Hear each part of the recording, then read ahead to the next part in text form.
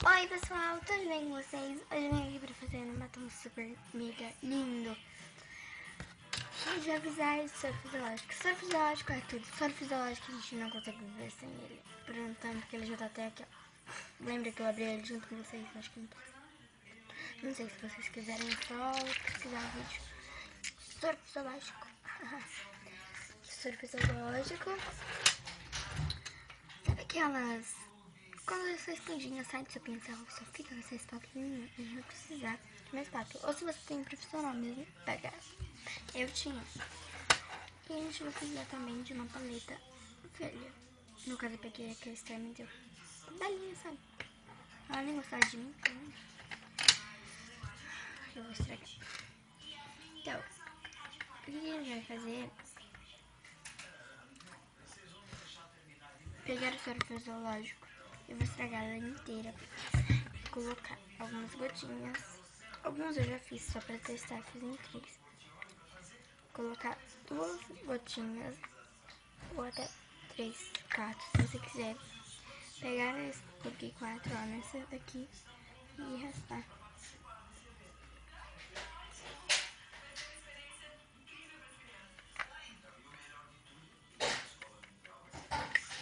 Então eu vou raspar tudo. Deixar como se fosse um batom mesmo. E também tem várias técnicas de outros batons. Eu vou passar pra vocês verem.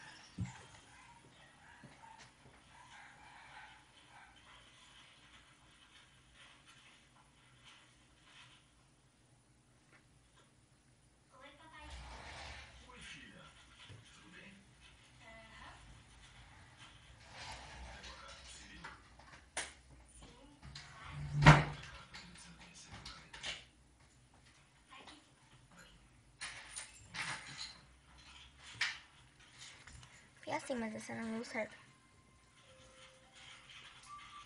Pra fixar, precisar de uma manteiga de cacau.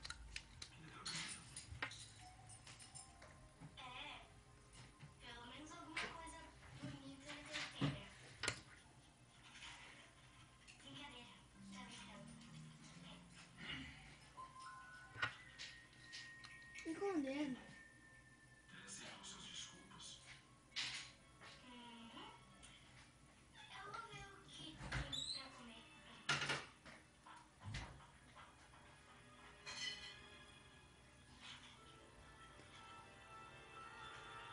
O dedo, gente. Ó. Sempre é a melhor opção. 3 minutos já. Eu vou pausar e vou fazer com outro batom. Quando a gente passei, fica meio frio na minha boca, porque a minha boca tá bem ressecada, porque eu tô chupando limão. E pra reforçar, passei com manteiguinha de cacau.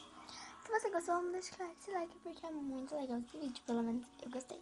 E se inscreve no canal que vai me ajudar muito, tá bom? Tchau, tchau!